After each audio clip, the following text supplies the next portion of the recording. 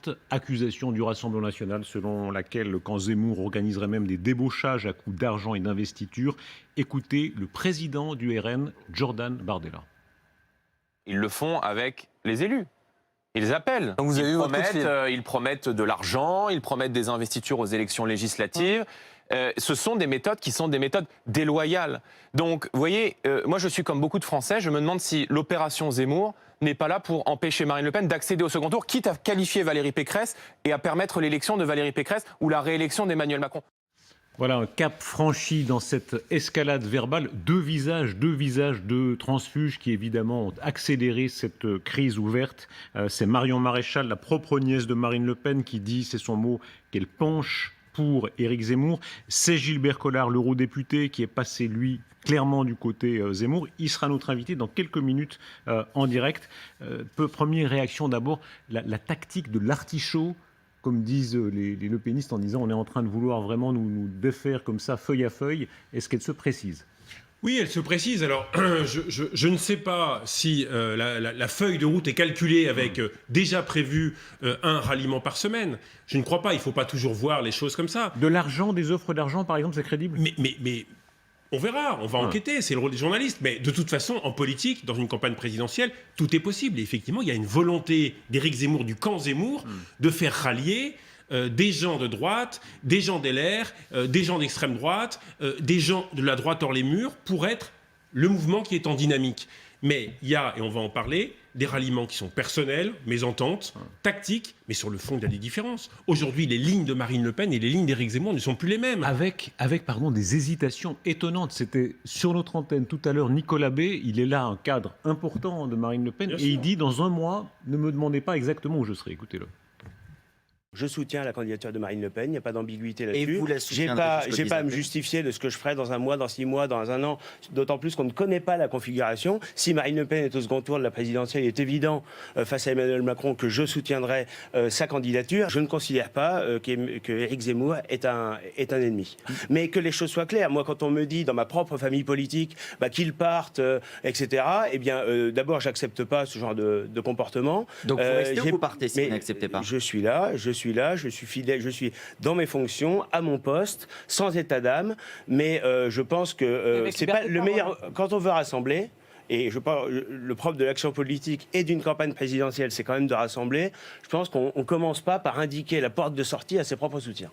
Voilà, votre regard extérieur, François Calfon. Vous avez connu des courants au Parti Socialiste, mais là, des gens qui, à un mois près, disent « on verra, ne me demandez pas où je serai dans un mois ». Il y a deux choses. Est-ce que finalement, aujourd'hui, Zemmour est plus proche de l'ADN Front National de Jean-Marie Le Pen que Marine Le Pen ? Bon, ça, c'est l'analyse politique. Et on a de brillants journalistes pour le faire. Moi, ce qui m'intéresse, c'est cette espèce de saga française des Le Pen. C'est-à-dire que c'est une PME familiale, d'une certaine manière. Et il y a toujours... eh bien, soit toi aussi, Brutus, cette logique-là, soit de la tragédie grecque. Alors parfois, ça tombe au grand guignolet, mais on retrouve quand même ces stratifications d'exclusion de l'extrême droite, puisque je crois que Nicolas B était proche de Maigret, que Monsieur Pelletier... Il était au MNR, voilà, mais c'est cohérent idéologiquement. Monsieur Pelletier lui-même a suivi Monsieur De Villiers de longue date. Il y a du fond Donc, il y a tout cela. Et derrière, il y a un fantasme, finalement, de l'union des droites qui me paraît être au cœur de cette manipulation. C'est toujours l'élection d'après qui encode les choses. Je rajouterai quand même d'un point, parce qu'on peut aussi faire de la politique et considérer... Moi, je n'excuse pas M. Zemmour, finalement, qui était un journaliste brillant avec lequel je ne suis pas d'accord, d'avoir réveillé un monstre qui sommeille, la bête immonde qui sommeille dans la droite française, c'est-à-dire ce fond de sauce anti-parlementarisme, antidémocratique, antisémite. Je veux dire, quel autre homme en 2022 aurait pu réveiller le monstre des anti-Dreyfusards,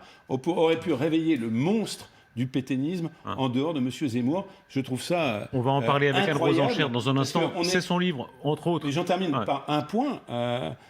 Comme on est dans cette espèce de bal de la politique, de théâtre de la politique, on croit que tout est égal. Ça n'est pas neutre dans un pays comme le nôtre de réveiller cette bête immonde. En tout cas, cette tragédie grecque n'intéresse pas du tout les Français et s'inscrit en rupture avec l'imaginaire des Français à 70 jours du premier tour de l'élection présidentielle. Et on aurait tort d'anticiper un affaiblissement de Marine Le Pen. Elle est affaiblie de manière partisane, mais ce n'est pas ça qui fait une élection présidentielle. Il y a quand même beaucoup de précédents. Vous parliez tout à l'heure, François Calfon, de Bruno Maigret. En 2002, soit 2/3 de l'appareil du FN était au MNR, était chez Bruno Maigret. On sait comment ça s'est terminé. Et pour les Français, la présidentielle, ce n'est pas une course de ralliement, ce n'est pas une course de soutien, CF Chirac, Balladur. C'est d'abord projet contre projet. Et je note que dans notre rolling, Marine Le Pen ne s'est absolument pas affaiblie. Et Éric Zemmour est pour l'instant, dans l'incapacité à, je dirais, l'attaquer sur les segments historiques du Rassemblement national, les jeunes, les catégories populaires, le petit salariat. Et cependant, il reste qu'il y a deux grandes forces, malgré tout est relatif, mais enfin, il y a deux grandes forces. Tous les deux pèsent considérablement dans cette campagne, et Marine Le Pen et Éric Zemmour. Avec nous en direct, on va la voir dans un instant, c'est Gilbert Collard, qui est une figure très importante de cette grande recomposition. Gilbert Collard, bonsoir. Oui, bonsoir. Vous restez avec nous, s'il vous plaît. Vous allez pouvoir entendre Jean-Marie Le Pen, un extrait de son entretien à LCI et à TF1. Vous pourrez évidemment réagir. Vous êtes notre invité dans un instant. Écoutez-le. Vous parliez d'une dimension familiale. Jean-Marie Le Pen, qui est là, qui, dans cette grande bataille, donne son orientation. Écoutons-le. Écoutez, en général, je ne m'occupe pas des affaires de dames à l'intérieur du Rassemblement national. Mais qu'est-ce que vous voulez, ce sont des choses qui arrivent, ça. Que des gens aient des opinions divergentes ou des positions divergentes, c'est regrettable que ce soit dans le cours de la campagne électorale, et je comprends que Marine Le Pen en soit choquée quand même, tout de même. Il y a des règles du jeu, bon, c'est ainsi. Les passions l'emportent sur la raison. Vous prenez ça un petit peu avec humour finalement. Comment ? Vous prenez ça un peu ça avec humour, finalement, c'est pas très... Comment le faire autrement? Vous savez, j'ai un long passé politique. J'ai été 35 ans député européen, j'ai été 10 ans député national. J'ai affronté beaucoup d'élections et par conséquent, je sais ce que la vie politique réserve comme avatar, en règle générale. Par conséquent, ça ne me surprend pas outre mesure. Ça a souvent des formes différentes, ça vient... quelquefois de face, quelquefois sur les côtés, quelquefois même par derrière. Bon, bref, ça fait partie de la vie, c'est un combat, la vie politique. C'est une chamaillerie de passage, vous pensez que ça va se... Oh, bien sûr, c'est comme des coups de gueule dans les ménages, ça ne va pas toujours au divorce, quand même. Dieu merci. Et est-ce que vous soutenez votre fille? Soutenir ma fille? Politiquement, là, Par rapport à quoi? Par rapport, justement, en ce moment, à la situation concernant le ralliement de certains de ces politiques pour Zemmour. Oui, ce sont des problèmes, ça, de rivalité électorale dont je ne me préoccupe pas, mais bien sûr, je plutôt soutiens ma fille, qui est la candidate du Rassemblement national, d'ailleurs. C'est assez naturel. Mais enfin, je ne suis pas engagé dans la campagne électorale proprement dite. Et est-ce que vous avez un message pour M. Zemmour?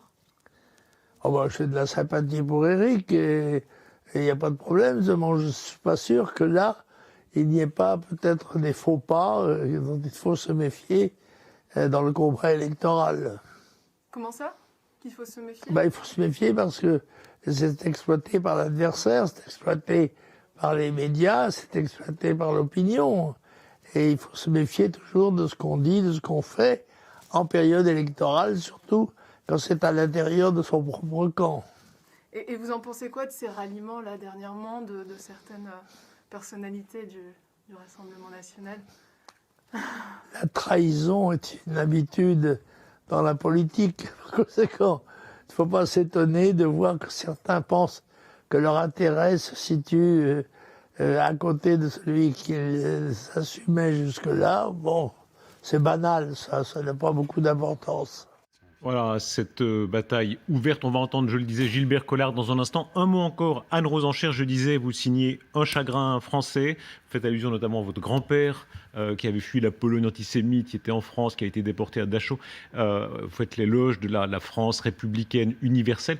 Est-ce que ce n'est pas aujourd'hui la droite nationaliste qui a repris une forme d'avantage intellectuel dans la bataille intellectuelle? C'est un autre grand-père, là, qui occupe le terrain, c'est Jean-Marie Le Pen. Le choc des grands-pères est assez révélateur de l'époque, non?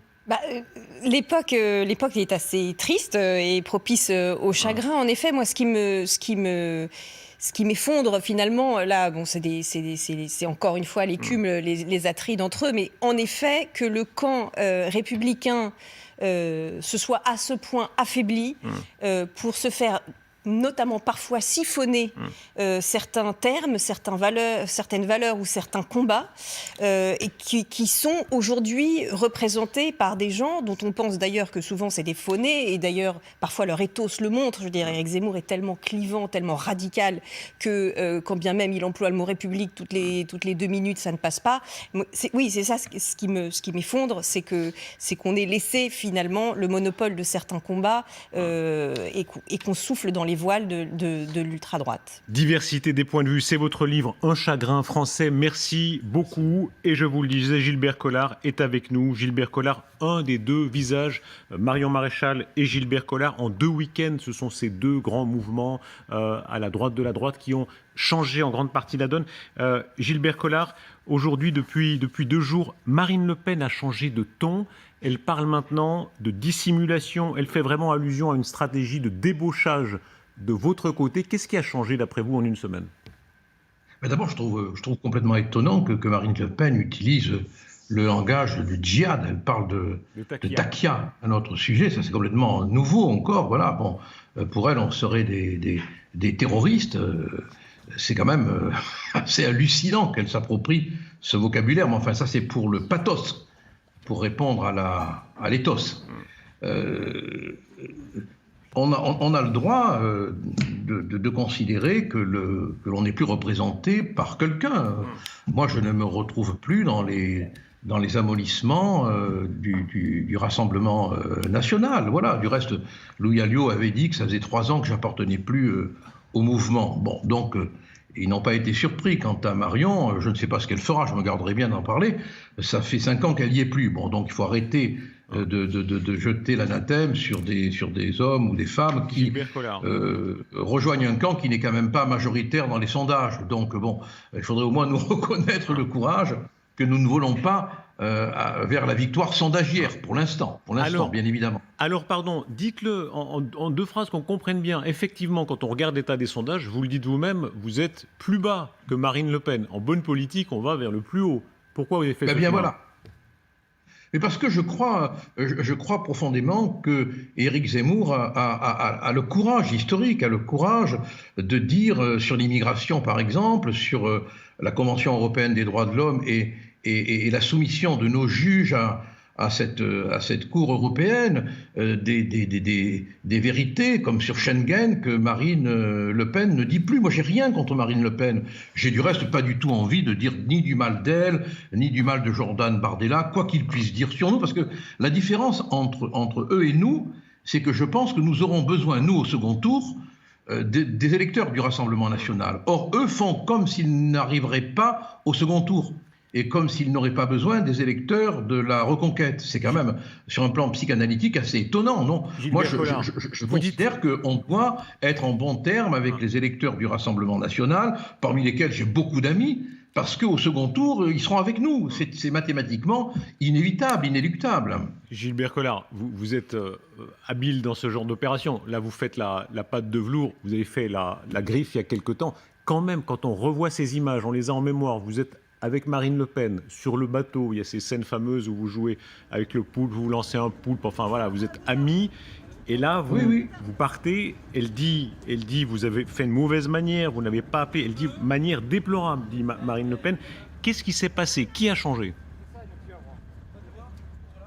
Mais moi, je reste absolument pas en conflit avec Marine Le Pen. Oui, vous la quittez, on peut appeler ça comme on veut. Mais on peut quitter quelqu'un et bien l'aimer. Vous verrez, si un jour vous partez d'LCI, vous continuerez à avoir de bonnes relations avec la chaîne. Voilà, bon, du reste, il vous arrive de partir et de revenir, et puis vous n'êtes pas fâché avec la chaîne pour autant. Bon, voilà, et c'est comme ça les choses humaines. Bon, moi je ne suis pas fâché avec Marine Le Pen, je garde d'excellents souvenirs d'elle, je ne dirai jamais de Gilbert d'elle, Collard, même vous si elle faites dit- plus que ça, pardon. Vous allez chez Éric Zemmour, vous devenez une figure Oui, mais non, importante, attendez, permettez. chez Éric Zemmour.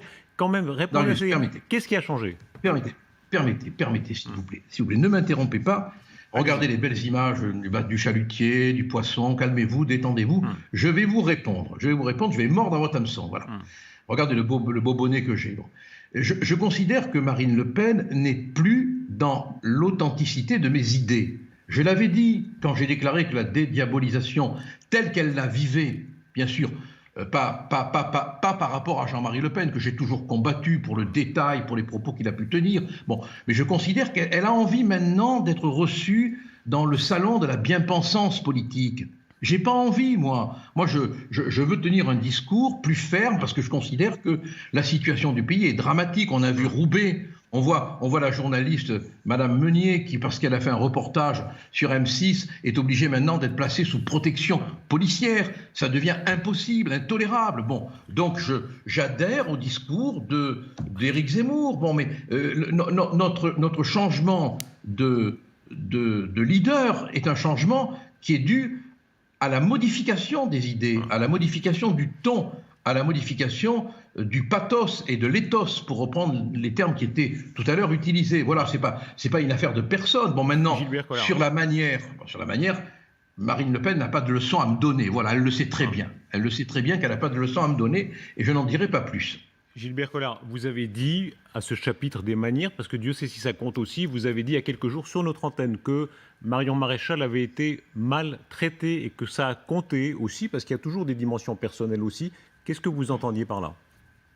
Mais la vie est dure dans cette famille Le Pen. Il y a une dimension psychanalytique qui est très passionnante à analyser. Quand Marine Le Pen dit Marion n'a pas sa place dans un gouvernement si je suis élu, elle est inexpérimentée et trop raide. Vous trouvez que c'est gentil? Bon, quand elle va, par exemple, voir le président de la République et qu'elle y va en compagnie de Philippot et qu'elle laisse Marion à l'Assemblée, vous trouvez que c'est bien? Voilà, y a plein de fautes de goût qui ont blessé Marion. Bon, maintenant, c'est pas pour ces raisons-là que Marion nous rejoindrait. Si elle nous rejoint, j'en sais rien, encore une fois. Qu'est-ce qu'elle amènera? Vous dites si, on garde le si, effectivement, mais si elle vient sur notre plateau hier, Julien Audoul, Rassemblement National, disait « Maintenant, les Zemmouriens sont les conservateurs ». Est-ce qu'elle peut apporter cet électorat, famille, conservatrice, catholique? Est-ce que c'est ça l'enjeu, d'après vous? Oui.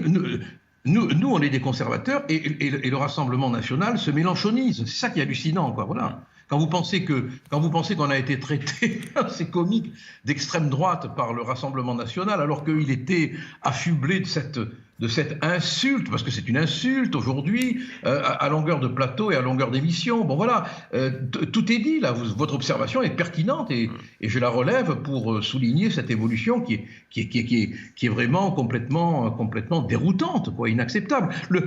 Les changements de camp sont des changements dus à l'évolution du Rassemblement National. C'est une affaire d'idées. C'est pour ça qu'il faudrait en arriver à clencher le débat sur les idées. Mais de toute manière, il faudra une union au second tour. On veut gagner. Donc on aura besoin des électeurs du Rassemblement National. Et c'est pour la raison pour laquelle vous m'entendrez plus dire un mot contre qui que ce soit. Gilbert Collard, peut-être que vous direz plus un mot contre qui que ce soit, mais qui que ce soit se prive pas de dire un mot contre vous. Il y a quand même des accusations. Pardon, il y a des accusations très précises, pas contre vous personnellement, mais contre le camp Zemmour en général, de la part de Jordan Bardella qui dit il y a des offres de débauchage, y compris des offres d'argent et d'investiture. Qu'est-ce que vous lui répondez? Non mais moi j'aime bien Jordan Bardella, c'est un garçon qui est plein de talent, mais il faudrait qu'il se libère un peu de maîtresse Marine. Bon, c'est quand même, il mérite mieux si vous voulez que de répéter ses bassesses. Bon, il le sait très bien que ce n'est pas vrai. Bon, offrir de l'argent. Non mais il faut dire que là on est dans la diffamation quand même. Voilà, là on n'est plus dans On n'est plus dans l'injure tolérable due à la mauvaise humeur, mais là, ça prend une dimension, ils devraient éviter, parce que... Mais ils ne croient pas au second tour. Voilà. Ils savent qu'ils n'y seront pas. Sinon, ils ne tiendraient pas de tels propos qui ne peuvent qu'éloigner d'eux les électeurs d'Éric Zemmour. C'est quand même psychanalytiquement très intéressant de voir ça. Collard, ils ont fait le deuil du second tour. Est-ce que vous y croyez pour autant? Pardon, mais en off, ça me frappe beaucoup quand on appelle beaucoup de Zemmouriens, y compris de rallier ces derniers temps, ils vous disent peut-être qu'on ne gagnera pas, mais on va s'amuser davantage. Le côté, la vraie droite nationaliste qui ose, y compris provoquer, on la vivra plus chez Éric Zemmour. Et même si on perd, on est parti pour un mouvement nationaliste qui peut durer 5 ans, 10 ans, 20 ans. Est-ce qu'il y a quelque chose de ça dans vos têtes? C'est une dimension, parce que c'est vrai que c'est beaucoup plus intellectuel, beaucoup plus actif, beaucoup plus interactif chez Éric. Hein. Mais moi, je pense que les sondages ne disent pas la réalité. L'autre fois, j'étais à Cannes, il y avait une queue à l'entrée de 1000 personnes. J'ai jamais vu ça dans aucun meeting du Rassemblement national. C'est pas pour être désagréable, mais c'est la réalité. Donc je pense qu'une fois de plus, les sondages vont se planter, comme ils l'ont fait avec Balladur, comme ils l'ont fait avec Jospin, comme ils l'ont fait avec nous, quand j'étais au RN, pour les régionales, comme ils l'ont fait avec Trump. Voilà, il y a encore une fois de plus, à mon avis, des erreurs qui vont être commises par les sondeurs, parce qu'il y a beaucoup de gens qui n'osent pas dire, comme ils n'osaient pas dire qu'ils votaient RN, ils n'osent pas dire qu'ils votent Reconquête. Voilà, je crois, mais bon, je peux me tromper aussi. Hein. Vous avez un cheminement intellectuel, dites-moi si je me trompe, mais je crois que vous avez été même rocardien dans d'autres vies, c'est ça? J'ai été rocardien, tout à fait. Voilà. Tout à fait. Quand on a ce cheminement intellectuel-là, on regarde l'histoire à long terme. Est-ce qu'il y a quelque chose comme le renouveau d'un nationalisme avant-guerre? La vraie droite, entre guillemets, c'était une droite très nationaliste, les Barès, les Bainville, les Daudet. Pardon. Est-ce qu'il y a le rêve de reconstituer ça, au fond, de recréer une grande droite nationaliste qui dominera tout? Bon, alors je ne sais pas quel âge vous aviez en 1940. Bon, faites pas votre âge, je vous le dis tout de suite, hein, cher Darius. Hein, mais moi, j'y étais pas en 40 et je crois que ces retours dans l'histoire sont absurdes. Parce qu'aujourd'hui n'est pas hier. Il n'y a plus, on le dit, on le répète, il faudrait relire Duverger, hein, quand même, Maurice Duverger, bon, hein, qui avait tout dit à mon avis. La vie des idées évolue. Et on est en train, avec les phénomènes qui nous agressent, les phénomènes du terrorisme, les phénomènes du communautarisme, les phénomènes de la perte de la souveraineté, les phénomènes de la perte de l'action économique, de l'action militaire, etc. On vit un autre monde, un autre monde. Et l'intelligence d'Éric Zemmour, c'est peut-être, alors on lui reproche, on le critique, mais ça c'est la règle du jeu, d'avoir fabriqué des concepts qui permettent d'appréhender cette réalité. Il a réussi, je l'ai dit, je le répète, excusez-moi, à rendre incorrect le politiquement correct. Et ça, déjà, pour moi, qui considère que la langue de bois, c'est le cercueil des démocraties, c'est déjà un prodige, voyez-vous. Ça veut dire quoi, pardon? Est-ce que, selon vous, Marine Le Pen, le Rassemblement national en général, c'est trop embourgeoisé? Je me suis fait jeter quand j'ai dit que la dédiabolisation était un piège à con. Bien évidemment, je ne parlais pas de Jean-Marie Le Pen. Moi, je ne serais jamais allé au Front National si Jean-Marie Le Pen y avait été. Je parle du ton, je parle des concepts, je parle de l'appréhension de la politique, de l'immigration, de Schengen, de la Convention européenne des droits de l'homme, de tous ces sujets sur lesquels on reviendra probablement. Marine, malheureusement, a envie d'être reçue dans les salons mondains des bobos de la République. Voilà. Je le regrette, je le déplore, mais c'est comme ça. Peut-être a-t-elle trop souffert d'être exclue, peut-être a-t-elle trop souffert d'être maltraitée. Je peux le comprendre, mais ce n'est pas comme ça qu'on arrivera à faire triompher les idées du camp patriotique. Hein, voilà. Gilbert Collard, mot personnel, de situation personnelle sur la prise de risque. Hier, on avait Anne Hidalgo, avant-hier, en politique, qui nous parlait de sa prise de risque à elle. La vôtre, vous êtes député européen. Marine Le Pen dit qu'il rende son poste de député européen puisqu'il a quitté le Rassemblement national. Qu'est-ce que vous lui répondez? Elle se moque du monde. Elle se moque du monde. Elle a été bien contente de me trouver quand j'ai laissé mon métier, mon cabinet, ma clientèle pour venir le premier au Rassemblement national. J'ai été réélu député alors que je n'avais aucun soutien du Rassemblement national. Marine n'était même pas venue dans ma circonscription. Seul Marion était venu me soutenir. Alors je dois rien à personne, moi. Hein. Je dois rien à personne. Il faudrait quand même pas l'oublier, tout ça. Bon, mais enfin, cela étant dit, j'ai été très heureux des années passées en la compagnie de Louis Alliot, qui maintenant me déteste, de Marine Le Pen, qui maintenant, avec beaucoup de retenue, du reste, il faut le reconnaître, parce que bon, elle sait beaucoup de choses, et je sais beaucoup de choses, donc ça nous permet de reconstruire et de mettre à sa place l'histoire. Voilà, mais tout ça, c'est pas très grave, comme le disait Jean-Marie Le Pen tout à l'heure, c'est pas très grave. Vous comprenez, il se marre, lui, il n'a de quoi se marrer. Il voit Philippe Olivier, qui était parti avec Maigret, qui est maintenant le conseiller de Marine Le Pen. Bon, il peut se marrer, voilà. Voilà. Gilbert Collard, merci d'avoir été avec nous en direct ce soir. Merci beaucoup. Voilà pour l'actualité politique. L'autre événement en cours.